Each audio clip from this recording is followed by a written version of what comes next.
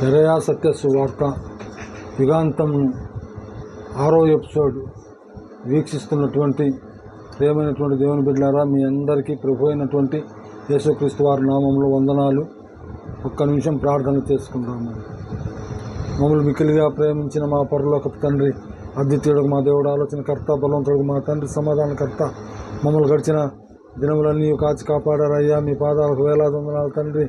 గడిచిన ఎపిసోడ్లన్నింటినీ ఆశీర్వదించి దీవించారు. వీక్షించినటువంటి మీ బిడ్డలందరినీ ఆశీర్వదించి దీవించండి. ఇంకా ముందు వీక్షించబోతున్నటువంటి వారిని కూడా ఆశీర్వదించమని, మరి నన్నును, నా కుటుంబమును, నా పరిచర్యను జ్ఞాపకం చేసుకోమని మా ప్రభువును, మా రక్షకునైన యేసుక్రీస్తు వారి అతి పరిశుద్ధ నామమున వేడుకుంటూ ప్రార్థించుకుంటున్నాము తండ్రి. ఆమేన్. ప్రేమైనటువంటి దేవుని బిడ్డలారా, మరి గత ఎపిసోడ్లో మనము మరి ఈ అంతిమ అబద్ధ క్రీస్తు అనేటువంటి వాడు ఏ విధంగా వస్తాడు, 10 మంది రాజులతో పాటు వాడు సింహాసనాన్ని అధిరోహించడానికి ఏ విధంగా వారందరికీ మాయమాటలు, కపటపు మాటలు, ఉపాయం చేత ఆ రాజ్యాన్ని సంక్రమింపజేసుకుంటాడు. అలాగే అలెగ్జాండర్ సామ్రాజ్యంను, మరి రోమా సామ్రాజ్యంను చూసాం మనము. మరి సిరియా దేశం నుంచి వాడు వస్తాడని తెలుసుకున్నాము. మరి ఆర్సిఎం చర్చి బైబిల్ను చాలామంది వీక్షించి ఉంటారని అనుకుంటున్నాను. మరి వాడితోటి విభేదించినటువంటి 3 రాజుల చేత చంపబడి మరలా బ్రతుకుతాడు. బ్రతికిన తర్వాత ఆ 3 దశరాజ్య కూటమిలో లేకుండా బర్తరఫ్ చేస్తాడు. బర్తరఫ్ చేసిన తరువాత మరి మనం గత వారం చెప్పుకున్నట్లుగా, సరే ఆ దురాత్మ ఎవరిది? అగాధం నుంచి ఒక ఆత్మ వచ్చి సిరియా రాజు శరీరంలో తూరుతుంది. అంతిమ అబద్ధ క్రీస్తు అంటే సిరియా రాజు శరీరంలోనికి ఒక ఆత్మ వచ్చి దూరుతుంది. ఆ ఆత్మే నిమ్రోదు ఆత్మ. నిమ్రోదు అని ఎలా చెప్పగలుగుతున్నాం? ఈ వారం మనము చూద్దాం ప్రేమటువంటి దేవుని బిడ్డలారా. మరి ఆ నిమ్రోదే ఎందుకు వస్తాడో మనకు ప్రకటన గ్రంథము 17వ అధ్యాయము 10-11 వచనాలు ఒకసారి చూద్దాం ప్రేమటువంటి దేవుని బిడ్డలారా. చాలా జాగ్రత్తగా వినండి.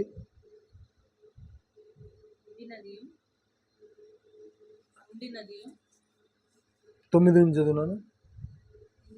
ఇందులో జ్ఞానం గల మనస్సు కనబడును. ఆ 7 తలలు ఆ స్త్రీ కూర్చున్న 7 కొండలు, మరియు 7 రాజులు కలరు. 5 కూలిపోయింది. ఒక్కడున్నాడు, కడమవాడు ఇంకనూ రాలేదు. వచ్చినప్పుడు అతడు కొంచెం కాలం ఉండవలని ఉండినది, ఇప్పుడు లేనిదినైనా ఈ క్రూర మృగము ఆ 7గురితో పాటు ఒకడునై ఉండి తానే 8వ రాజగుచు నాశనమునకు పోవును. నీవు చూచిన ఆ 10 కొమ్ములు 10 మంది రాజులు. చాలు నాన్న. ప్రేమైనటువంటి దేవుని బిడ్డలారా, 7 రాజులు ఉన్నారంట. ఇక్కడ మనకు లేఖనం ఏం చెప్తున్నది? 7 రాజులు ఉన్నారు. ఈ 7 రాజుల్లో 5 కూలిపోయారు. కడమవాడు ఇంకా రాలేదు.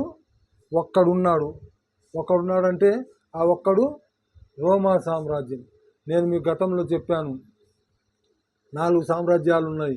బబులోన్ సామ్రాజ్యము, మాదీయ పారసీక సామ్రాజ్యము, గ్రీక్ సామ్రాజ్యము, రోమ్ సామ్రాజ్యం. ఈ 4టిని జాగ్రత్తగా గుర్తుపెట్టుకోనండి. మరి ఈ 7 నుంచి ఎవడో ఒకడు 8వ రాజుగా రాబోతున్నాడంట. 8వ రాజుగా వచ్చి వాడు కొంతకాలము పరిపాలించింది. కొంతకాలం అంటే 3.5 సంవత్సరాలు పరిపాలిస్తాడు. సరే, ఎక్కడి నుంచి వస్తాడంటే వాడు అగాధం నుంచి వస్తాడు. ఇక్కడ మీకు చెప్పినట్లుగా ప్రేమటువంటి దేవుని బిడ్డలారా, ముందుగా మరి కింది నుంచి వద్దాం ప్రేమటువంటి దేవుని బిడ్డలారా.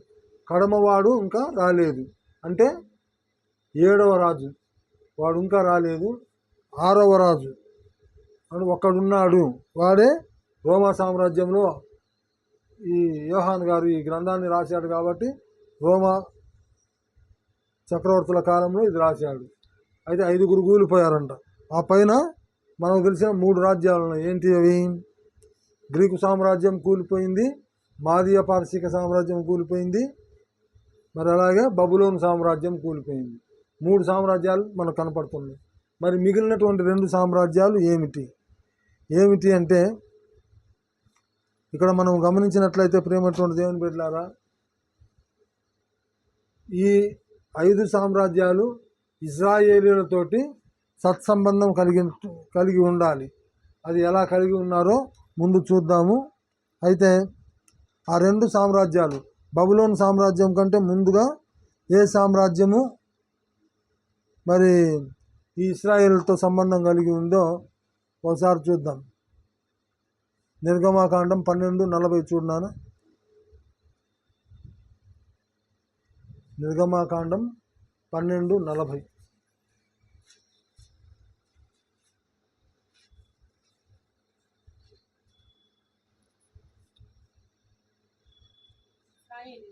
ఇశ్రాయేలీలు ఐగుప్తులో నివసించిన కాలము 430 సంవత్సరములు. చాలు నాన్న. అంటే 400 సంవత్సరాలు ఇజ్రాయేలీల మీద ఐగుప్తీయుల ప్రభావము ఉంది. కాబట్టి ఈ 2వ సామ్రాజ్యం ఐగుప్తీయులను పరిపాలించినటువంటి ఇజ్రాయేలీలను పరిపాలించినటువంటి వారు ఐగుప్తీయులు. 2వ సామ్రాజ్యం అది. మరి మొదటి సామ్రాజ్యం ఏదయ్యా అంటే 2వ రాజులు 17:23 చూద్దామండి. 2వ రాజులు 17:23.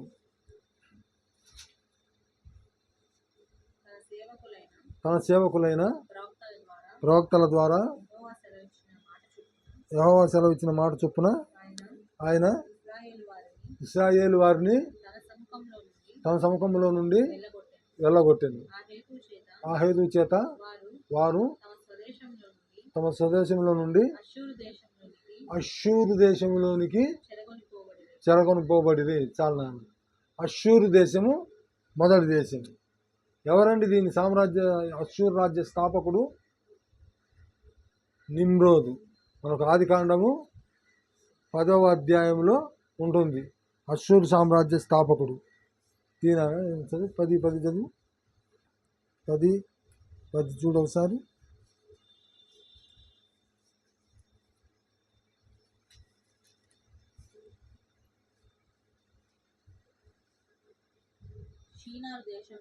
షీనారు దేశంలోని బాబేలు, ఎరకు, అక్కదు, కల్నే అను పట్టణములు అతని రాజ్యమునకు మొదలు. ఆ దేశంలో నుండి అష్షూరుకు బయలుదేరి వెళ్ళి నినివేను, రహబోతును, కాలహును, నినివేకును, కాలహును మధ్యనున్న రెసేనును కట్టించెను. ఇదే ఆ మహాపట్టణము. అష్షూరు సామ్రాజ్య స్థాపకుడు నిమ్రోద్ అండి. ఇప్పుడు మనకు 7 రాజ్యాలు వచ్చాయి కదా. కడమవాడు ఇంకా రాలేదు. ఒకడున్నాడు, రోమ సామ్రాజ్యం వాడున్నాడు. గ్రీకు, మాదీయ పారసీక, ఐగుప్తు, అష్షూరు ఈ 5 రాజ్యాలు నశించిపోయాయి. చదువునా మరొకసారి. 17 ఆదికాండం ప్రకటన గ్రంథం 17 10 వచనం 11 వచనం ఒకసారి చదువును. మరియు 7 రాజులు కలరు, 5 కూలిపోయేది. ఒకడున్నాడు, కడమవాడు ఇంకనూ రాలేదు. వచ్చినప్పుడు అతడు కొంచెం కాలం ఉండవలను. చాలా నాన్న. 7 రాజులు 5 కూలిపోయారు. కడమవాడు ఇంకా రాలేదు. రోమవాడు ఉన్నాడు. ప్రేమటువంటి దేవుని బిడ్డలారా, అయితే మనం ఈ లేఖనం ప్రకారము ఈ 7 రాజుల్లో 8వ రాజుగా ఒకడు రాబోతున్నాడు. అంటే అగాధములో నుంచి ఒకడు రాబోతున్నాడు. వాడు వచ్చి సిరియా రాజు యొక్క శరీరంలో దూరబోతున్నాడు. వాడే నిమ్రోదు. చాలు ఆగండి. నిమ్రోదు కూషు నిమ్రోదును కనెను అని ఆదికాండం 10:8 ఉంది కదా.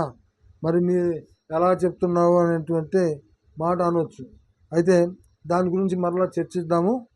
అయితే నిమ్రోదే ఎందుకో ఈ 7 రాజ్యాల గురించి ఒక 5 నిమిషాలు చూద్దాం. ప్రేమటువంటి దేవుని బిడ్డలారా, కింది నుంచి వద్దాము. చివరి రాజ్యం ఏంటి? 7వ రాజ్యము దశరాజ్య కూటమి ఇంకా ఏర్పడలేదు, కాబట్టి దాని గురించి మనం ఆలోచించాల్సిన అవసరం లేదు. అయితే నెక్స్ట్ 6వ రాజ్యం. 6వ రాజ్యమైనటువంటి రోమా సామ్రాజ్యము తను 46 రాజ్యాలను పరిపాలించిందని చెప్పాం కదా. అలాగే ఇంకా ఎక్కువ సామ్రాజ్యాలను పరిపాలించాలనేటువంటి కుతూహలంతో ఉందే కానీ దేవుడికి వ్యతిరేకంగా రోమా సామ్రాజ్యం ఏమీ చేయలేదు. తర్వాత కాలంలో రోమన్ క్యాథలిక్ అనేటువంటి మతాన్ని కూడా మొట్టమొదటి వాళ్ళే క్రీస్తును అంగీకరించడం జరిగింది. అలాగే 5వ రాజ్యం గ్రీకు సామ్రాజ్యం. ఇది చదువుకున్నటువంటి మీ అందరికీ తెలుసు. గ్రీకు చక్రవర్తి అయినటువంటి అలెగ్జాండర్ ప్రపంచ విజేత కావాలి అనేటువంటి దృక్పథంతో ఉన్నాడు, కానీ యెహోవా దేవుడికి వ్యతిరేకంగా ఎక్కడ ప్రవర్తించినట్లుగా మనకు కనిపించదు. అలాగే 4వ రాజ్యమైనటువంటి మాదీయ పారసీక సామ్రాజ్యం. దీన్ని చూస్తే ప్రేమటువంటి దేవుని బిడ్డలారా, దర్యావేషు, అలాగే అర్థహశస్త, కోరెషు, వీళ్ళందరూ దేవుడి ఆలయంను కట్టించారు. అలాగే యెరూషలేము చుట్టూ ఉన్నటువంటి ప్రాకారంను కట్టించడం జరిగింది. అంటే దేవుడికి వీరు అనుకూలంగా ఉన్నారే కానీ దేవునికి వ్యతిరేకులు కాదు మాదీయ పారసీక రాజ్య పాలకులు. అలాగే 3వ రాజ్యమైనటువంటి బబులోను సామ్రాజ్యంను మనం చూసినట్లయితే ప్రేమైనటువంటి దేవుని బిడ్డలారా, ఇది కూడా మీ అందరికీ తెలుసు. బబులోను సామ్రాజ్య స్థాపకుడు ఎవరు? నెబుకద్నెజరు. నెబుకద్నెజరు ముందు దేవాలయాన్ని పడగొట్టి రకరకాలుగా హింసించినప్పటికీ ఆ తర్వాత అతని గర్వమును బట్టి అతనికి పశుప్రాయుడిగా పశువుగా చేసేసాడు. 7 సంవత్సరాలు గడ్డి తిన్నాడు, బ్రతికాడు. ఆ తర్వాత మారు మనసు పొందాడు, దేవుడికి విధేయుడయ్యాడు. కాబట్టి అతని ఆత్మ కూడా వచ్చేటువంటి అవకాశం లేదు. ఇక్కడ ఎవరి ఆత్మ వస్తుందో అనేటువంటిది మనం చర్చించుకుంటున్నాం. 2వ రాజ్యమైనటువంటి ఐగుప్తు రాజ్యం మీ అందరికీ తెలుసు. 430 సంవత్సరాలు ఇజ్రాయేలీలను వాళ్ళు పరిపాలించారు. మళ్ళా కనాన్ దేశానికి వెళ్ళిపోతుంటే వాళ్ళ వెంటబడి వాళ్ళను మళ్ళా బానిసలుగా చేసుకోవాలనుకున్నారే కానీ అదే ఫరో అన్నాడు, యెహోవా ఎవడో నాకు తెలియదనే మాట అన్నాడే కానీ ఆయనకు పూర్తిగా వ్యతిరేక్త అయితే కాలే. ఇక్కడ ఇశ్రాయేలీయులను తమ బానిసలుగా ఉంచుకోవాలనేటువంటి ఒక కోరికతోటి వాళ్ళు ఈ ఇజ్రాయేలును అనగదొక్కారు. అలాగే చూస్తే ప్రేమటువంటి దేవుని బిడ్డలారా, 1వ రాజ్యమైనటువంటి అస్సూరు రాజ్య స్థాపకుడు నిమ్రోదు ఆత్మనే పాతాళం నుండి రాబోతుంది. దానికి కారణాలేంటో ఇక్కడ ఒక 4-5 కారణాలు చూసుకుందాం. 6 కారణాలు ఉన్నాయి. 6 కారణాలు చూద్దాం ప్రేమటువంటి దేవుని బిడ్డలారా. భూలోకంలో మొట్టమొదటి రాజు వీడే. ఎవడు? నిమ్రోదు. వీడే బాబేలు పట్టణాన్ని గోపురాన్ని కట్టించినాడు. ఇందాక మనం చదువుకున్నాం. ఆదికాండం 10వ అధ్యాయము 10-11 వచనాలను మనము చూసాము. అలాగే వీడు యెహోవాకు విరోధి. మనము ఆదికాండం 10:9 ఒకసారి చూద్దాము. ఆదికాండం 10:9. అతడు యెహోవా ఎదుట పరాక్రమం గల వేటగాడు. కాబట్టి యెహోవా ఎదుట పరాక్రమం గల వేటగాడైన నిమ్రోదు వలె అను లోకోక్తి కలదు అనే సామెత ఉందంట. యెహోవాకు వీడు విరోధి అంట మొదటి నుంచి కూడా. అలాగే చూస్తే మనందరికీ తెలుసు, దేవుడు ఏమని ఆదామును హవ్వను ఆశీర్వదించాడు? మీరు ఫలించి అభివృద్ధి చెంది భూమి అందంతటా విస్తరించుడి అనే మాట అన్నాడు. కానీ వీడు బాబేలు గోపురం కట్టేటప్పుడు వీడేం చెప్పాడు? మనము భూమి అందంతటా విస్తరించకుండా ఇక్కడ ఒక పట్టణం కట్టుకొని ఇక్కడే నివసిద్దాం రండి అని పిలుస్తున్నాడు. అంటే దేవుడు ఏది చేసినా కానీ దానికి వీడు వ్యతిరేకి. అంతేకాకుండా తానొక్కడే ఏకఛత్రాధిపత్యం వహించి మరి వాడే భూమినంతటిని పరిపాలించాలని ఆ రోజే వాడు కలలుగనడం జరిగింది. అక్కడ బాబేలు గోపురం దగ్గర మరి దేవుడు దిగి వచ్చి వాళ్ళందరినీ చెదరగొడితే అక్కడి నుంచి వచ్చి అష్షూరును నినివే పట్టణంను కట్టించి దాన్ని రాజధానిగా చేసుకొని దాని చుట్టుపక్కల వాళ్ళన్నింటినీ ఏర్పాటు చేయడం జరిగింది ప్రేమటువంటి దేవుని బిడ్డలారా. అంతేకాకుండా వాడు నేనే సూర్యదేవుణ్ణి అనేటువంటి ప్రకటన చేసుకున్నాడు. మనకు హెజ్కేలు గ్రంథంలో చాలా చోట్ల ఉంటాడు సూర్యదేవుడు. మరి సూర్యదేవుణ్ణి అంతకుముందు ఇప్పుడు ఆర్సీఎం వాళ్ళు కూడా చెప్తూ ఉంటారు, ఆ సూర్యదేవుడి యొక్క డేట్ ఆఫ్ బర్త్ December 25 కాబట్టి క్రీస్తు మతమును స్వీకరించిన తర్వాత December 25 యేసుక్రీస్తు జన్మదినంగా జరుపుకుంటున్నామని కొంతమంది ఆ వాదన కూడా తీసుకొని రావడం జరుగుతుంది. వాడే నేనే సూర్యదేవుని, నన్ను పూజించండి అని చెప్పడం జరిగింది. అంతేకాకుండా బాబేలు గోపురంలో వాడు మంత్రతంత్రాలన్నింటినీ పెట్టాడు ప్రేమటువంటి దేవుని బిడ్డలారా. ప్రకటన గ్రంథము 18వ అధ్యాయము 2వ వచనమును మనం గమనించినట్లయితే మరి ఆ బాబేలు గోపురంలో ఏమేమి ఉన్నాయో మనకు కనిపిస్తుంది. 18వ అధ్యాయము 2వ వచనము. అతడు గొప్ప స్వరంతో ఆర్భాటించి ఇట్లా నేను మహాబబులోను కూలిపోయాను. అది దయ్యములకు నివాస స్థలమును ప్రతి అపవిత్రాత్మకు ఉనికి పట్టును అపవిత్రమును అసహ్యమును అయిన ప్రతి పక్షికి ఉనికి పట్టును ఆయను. ఏలయనగా సమస్తమైన జనములు మహోద్రేకంతో కూడిన దాని వ్యభిచార మద్యమును తాగి పడిపోయేది. చాలా నాన్న, ఇక్కడ ప్రేమటువంటి దేవుని బిడ్డలారా, ప్రతి విధమైనటువంటి అపవిత్రాత్మకు అక్కడ బాబేలు గోపురము నిలయమంట. ఆడే ఈ నిమ్రోదే మంత్రాలు, తంత్రాలు, పూజలు, పునస్కారాలు సమస్తమును అక్కడ చేయడం జరిగింది. అంటే యెహోవా దేవుడికి వ్యతిరేక అయినటువంటి విరోధి అయినటువంటి వీడి ఆత్మనే రేపు రాబోతుంది ప్రేమటువంటి దేవుని బిడ్డలారా. ఈ 7గురిలో ఒకడు అన్నాడు కదా ప్రకటన గ్రంథం 17వ అధ్యాయం 10-11 వచనాలలో, ఒకడు రాబోతున్నాడు అన్నాడు. అంటే మిగిలినటువంటి వాళ్ళ గురించి అందరి గురించి చెప్పాను. రోమా సామ్రాజ్యం కానీ, గ్రీకు, మాధ్య పారసీక వాళ్ళందరూ కూడా దేవుడికి వ్యతిరేక్తులు కానే కాదు. కానీ ఈ నిమ్రోదు ఒకడే వ్యతిరేకి కాబట్టి వీడి ఆత్మనే రేపు 4000 సంవత్సరాల నుంచి అగాధంలో అల్లాడుతూ ఉందంట. ఎప్పుడు నాకు దేవుడు అవకాశం ఇస్తాడా, ఎప్పుడు నాకు అవకాశం ఇస్తాడా. మరి పాతాళంలోకి పోయిన వాళ్ళు రారు కదా అని కొంతమంది అంటారు. కానీ 1 సమూయేలు గ్రంథం 2వ అధ్యాయం 6వ వచనం చూసినట్లయితే దేవుడు వాళ్ళకు అవకాశం ఇవ్వడం జరుగుతుంది. మరి అలాగే ఈ ప్రత్యేక అధికారంతో వీడు వచ్చి అంటే యేసుక్రీస్తు వారు వచ్చి సంఘాన్ని తీసుకొని పోవాలి కాబట్టి వాడికి విడుదల కలగడం జరుగుతుంది ప్రేమటువంటి దేవుని బిడ్డలారా. వాడు వచ్చి 3.5 సంవత్సరాలు పరిశుద్ధులను జయించడం జరుగుతుంది. చాలా జాగ్రత్తగా ఉందాం. అయితే వీడు ఎవరు అనేటువంటి పాయింట్ను మనము చర్చించుకుంటున్నాము. వీడు ఒక నెఫీలీయుడు. ఎలాగంటే ఆదికాండం 6వ అధ్యాయము 4వ వచనంలో మనం చూసినట్లయితే జలప్రలయము వచ్చినప్పుడు అందరూ పోయారు.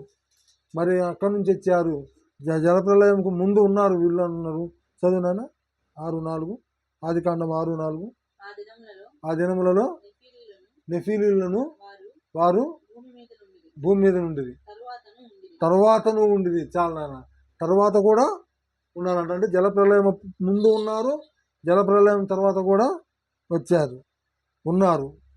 అంటే అందుకనే ఈ కనానుకు వెళ్ళేటప్పుడు మనకు సంఖ్యాకాండం 13:33లో ఉంటుంది, వారి దృష్టికి మేము మిడతలవలను, మా దృష్టికి మేము మిడతలవలను ఉన్నాము అని ఆ వేగు చూడ్డానికి పోయిన వాళ్ళు చెప్తారు. కాబట్టి ప్రేమటువంటి దేవుని బిడ్డలారా, మరి ఈ విషయాలన్నీ మనకు బైబిల్ గ్రంథంలో ఇంకా డీటెయిల్గా ఎవరైనా మరి యూట్యూబ్లో దొరుకుతుందని కొంతమంది చెప్పారు. యాషారు గ్రంథము యెహోషువలో ఉంది ఆ మాట. 10-11 వచనంలోనే ఎక్కడో ఉంది. 10-12 వచనం యాషారు గ్రంథంలో లిఖించబడింది. అలాగే మొదటి సమయంలో కూడా 1వ అధ్యాయంలో ఉంది యాషారు గ్రంథం అని. ఈ యాషారు గ్రంథంలో 90 అధ్యాయాలు ఉన్నాయంట. ఈ 90 అధ్యాయాలలో ఈ నిమ్రోద్ గురించి పూర్తిగా వ్రాయడం జరిగింది. అంతేకాకుండా నినివే పట్టణము లేదా అష్షూరు సామ్రాజ్యం యొక్క పురాణం, మనకు ఎలాగైతే రామాయణం మహాభారతము ఇట్లా పురాణాలు ఉన్నాయో అలాగే అష్షూరు రాజ్యం యొక్క పురాణము గిల్గామేషు పురాణము. ఈ గిల్గామేషు పురాణంలో వీడు సూర్యదేవుడని, ఈ నిమ్రోద్ గాడు సూర్యదేవుడని, వాడు కట్టించినటువంటి ఆ బబులోను గోపురం యొక్క డీటెయిల్స్ అన్నీ కూడా అందులో ఉన్నాయంట. అంతేకాకుండా ఆ బబులోను గోపురాన్ని ఇప్పుడు శిథిలాలను చూస్తే ఆ మట్టి కుండల మీద వ్రాసినటువంటి వ్రాతలు కూడా చాలా ఉన్నాయంట. ప్రేమటువంటి దేవుని బిడ్డలారా, ఈ నిమ్రోద్ గాడే రేపు సిరియా రాజు యొక్క శరీరంలో దూరి మరి అనేక మందిని హింసించబోచున్నాడు. ప్రియ దైవజనుడా, అలాగే దైవజనులు చాలామంది చెప్తున్నారు అబద్ధ క్రీస్తు రాకముందే యేసు క్రీస్తు వచ్చి సంఘాన్ని తీసుకుపోతాడని. తప్పు, అలా చెప్పకండి.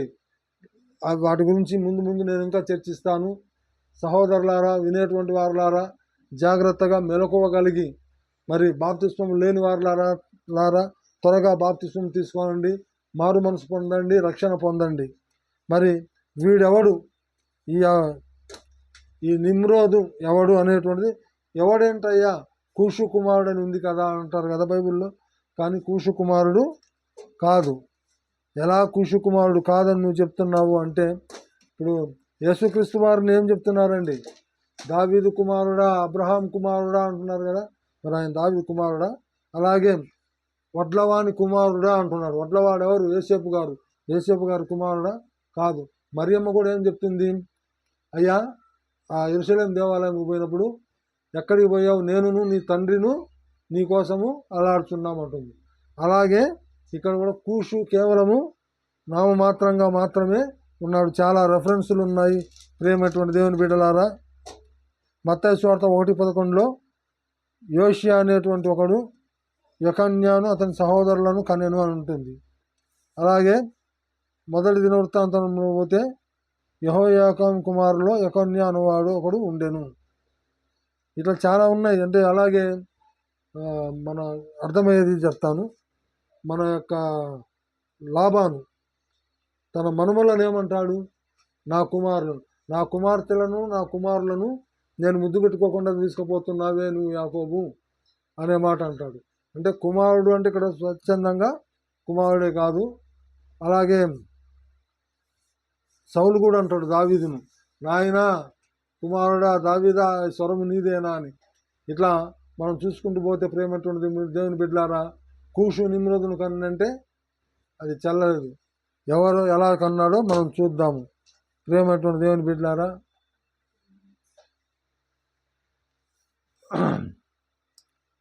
ఈ నిమ్రోద్ అనేటువంటి వాడు స్వయంగా సాతానుకు జన్మించినటువంటి వాడు.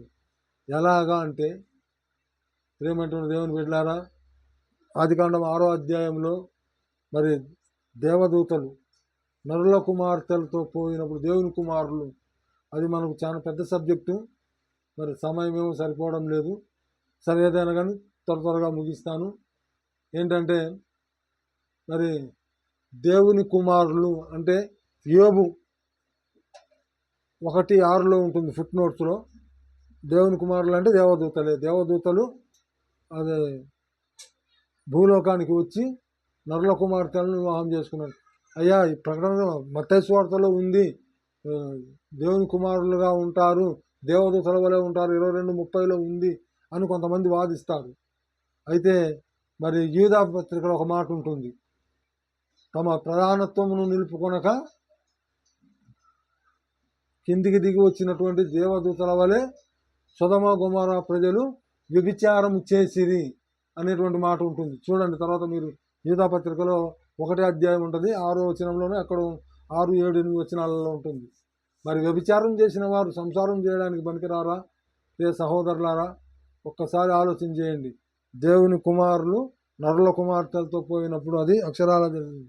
కొంతమంది ఏం వాదిస్తారంటే దేవుని నమ్ముకున్నటువంటి అబ్బాయి దేవుని నమ్ముకున్నటువంటి అమ్మాయికి పుట్టినటువంటి వాళ్ళే నెఫీలీయులు. అయితే దేవదారు వృక్షమంతా ఎత్తు ఉంటారంట వాళ్ళు. ఎక్కడ మనకు ఆమోసు గ్రంథము 2వ అధ్యాయం తీనాన 2:9. ఆమోసు గ్రంథము 2:9.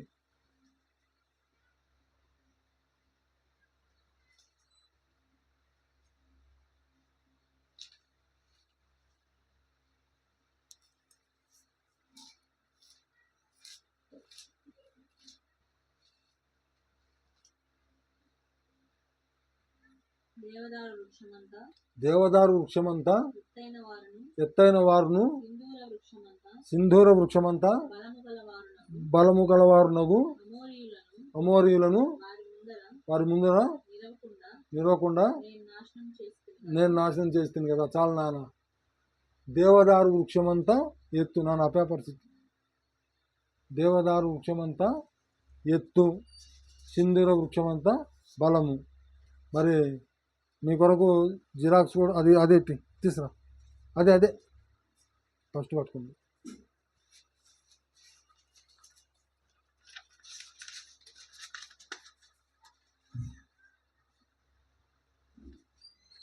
చూడండి ప్రేమటువంటి దేవుని బిడ్డలారా, 164 అడుగుల నుంచి 197 అడుగుల వరకు ఉంటుందంట దేవదారు వృక్షం. మీరు కొట్టి చూడండి, మీ యూట్యూబ్లలోనే కొట్టి చూడండి. నేను చూపించాల్సినటువంటి అవసరం లేదు, మీరు చూడండి.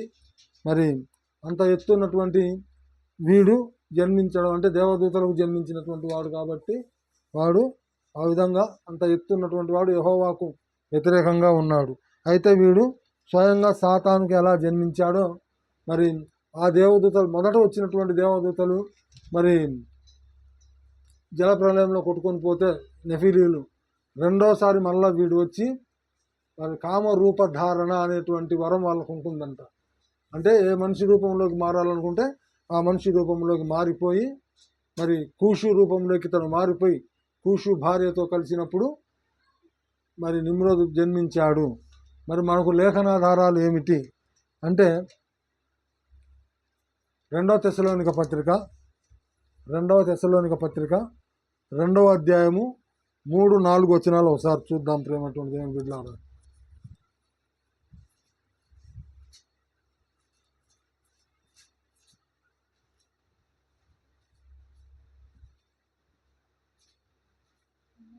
రెండవ తెస్సలోనిక 2వ అధ్యాయము 3-4 వచనాలు.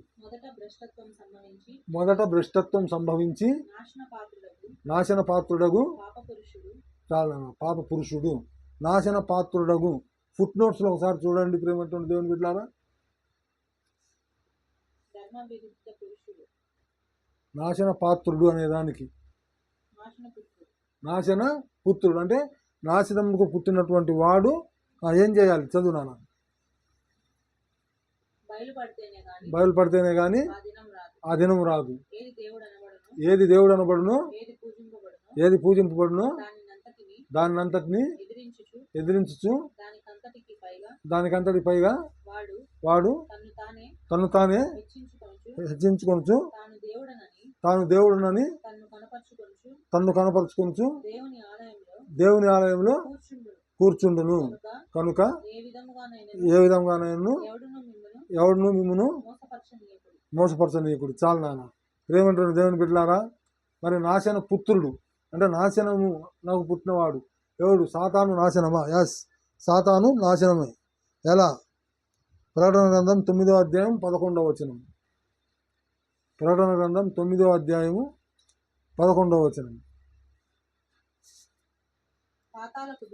పాతాళపు దూత వాటిపైన రాజుగా ఉన్నాడు. హెబ్రీ భాషలో వానికి అబద్దోన్ అని పేరు. గ్రీకు దేశపు భాషలో వాని పేరు అపోల్లోయేను. చాలా నాన్న. అపోల్లోయేను ఫుట్ నోట్స్లో ఏముంది? నాశనం చేయువాడు. ఎవరు? సాతాను నాశనం చేయువాడు. ఆ సాతానుకు జన్మించినటువంటి వాడే ఈ 3వ మందిరంలో కట్టినప్పుడు ఆ 3వ మందిరంలో కూర్చుంటాడంట. అంటే వాడే నిమ్రోదు. వాడు ఎప్పుడు కూర్చోబోతాడో ముందు క్లాసులలో ముందు డిస్కషన్లో మనము చూద్దాం ప్రేమటువంటి దేవుని బిడ్డలారా. మరి ఇప్పటి వరకు మనము మరి అబద్ధ క్రీస్తు ఎవరు నిమ్రోదే అబద్ధ క్రీస్తు. సిరియా రాజు శరీరము నిమ్రోదు యొక్క ఆత్మ కలిస్తే వాడు అబద్ధ క్రీస్తు అవుతాడు. వాడు స్వయాన సాతానుకు జన్మించినటువంటి కుమారుడు. అలాగే వాడు ఏ ప్రదేశం నుంచి వస్తాడండి? సిరియా నుంచి వస్తాడు. ఇక్కడ సమయం సరిపోక మీకు చాలా వివరించవలసి ఉన్నది, కానీ కొన్ని పరిస్థితుల ప్రభావాల వల్ల పూర్తిగా వివరించలేకపోతున్నాను. చాలా సబ్జెక్ట్ ఉంది. మరి వీడు ప్రవేశించగానే మనకు ఇద్దరు సాక్షులు వస్తారు కదా. వీడు ప్రవేశించి ప్రకటన గ్రంథం 11వ అధ్యాయంలో మరి ఆ ఇద్దరు సాక్షులు వచ్చి ఏం చేస్తారు, మరి ఎలా, మరి ఏం జరగబోతుందో వచ్చే వారము చెప్పుకుందాం. ప్రేమటువంటి దేవుని బిడ్డలారా, వీక్షిస్తున్న మీ అందరికీ ప్రభు అయినటువంటి యేసుక్రీస్తు వారి నామంలో మరొక పర్యాయం వందనాలండి.